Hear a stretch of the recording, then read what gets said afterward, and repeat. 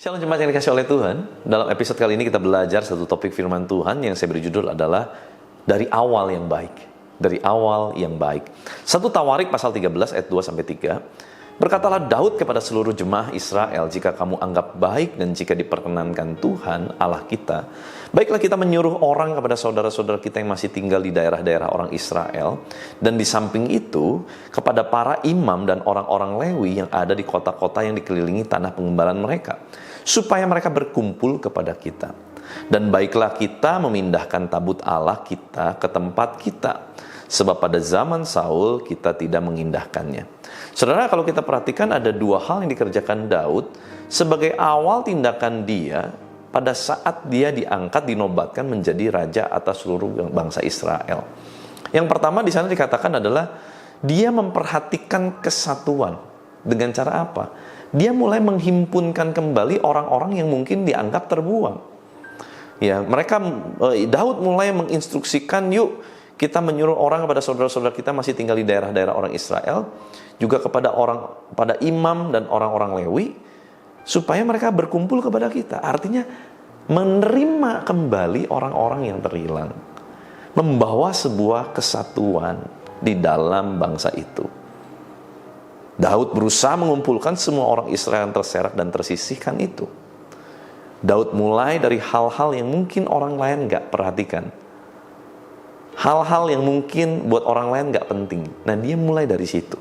Dia mulai membangun hubungan. Mari kita belajar melihat apa yang tidak orang lain bisa lihat.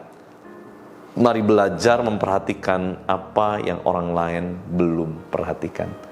Nah, gimana caranya? Minta hikmat Tuhan tentunya, supaya kita menjadi orang-orang yang betul-betul bisa memperhatikan apa yang menjadi hatinya Tuhan.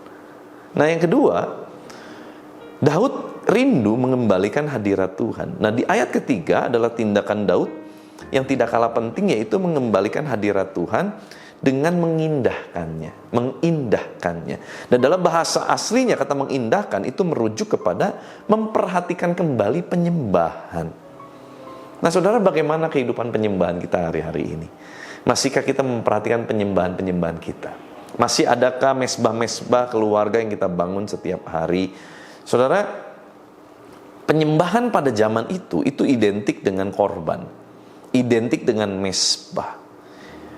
Kalau hari-hari ini penyembahan itu identik dengan sikap hati kita. Bagaimana sikap hati kita kepada Tuhan hari-hari ini? Tentu kalau kita bilang menyembah atau penyembahan, kita menyembah satu figur atau sosok yang adalah tentu kita anggap Tuhan. Karena cuma mungkinnya dua, menyembah Tuhan atau menyembah berhala. Menyembah Tuhan atau menyembah yang bukan Tuhan. Nah, mari kita betul-betul fokus hari-hari ini juga kepada penyembahan kita.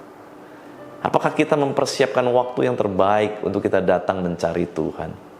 Apakah kita mempersiapkan semua yang terbaik yang kita bisa persiapkan untuk kita datang cari Tuhan dan hadirat Tuhan? Seberapa penting kehadirat Tuhan hari-hari ini dalam kehidupan kita?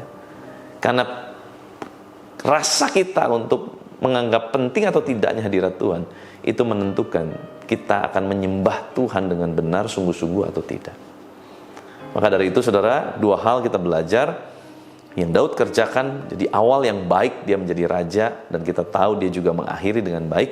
Awal yang baik yang membawa dia terus mengalami promosi adalah dia pertama memperhatikan kesatuan, dan yang kedua dia punya kerinduan mengembalikan hadirat Tuhan. Dan biarlah itu menjadi awal juga buat setiap kita, yaitu memperhatikan kesatuan, unity, dan memperhatikan bagaimana kita mengembalikan hadirat Tuhan yang mungkin sudah hilang di dalam kehidupan kita. Yuk kita berdoa. Tuhan, terima kasih buat firman-Mu, mengajar, mendidik, mengingatkan kami kembali betapa pentingnya kami memperhatikan kesatuan di dalam tubuh Kristus, kesatuan di dalam rumah tangga, kesatuan di dalam dunia pekerjaan.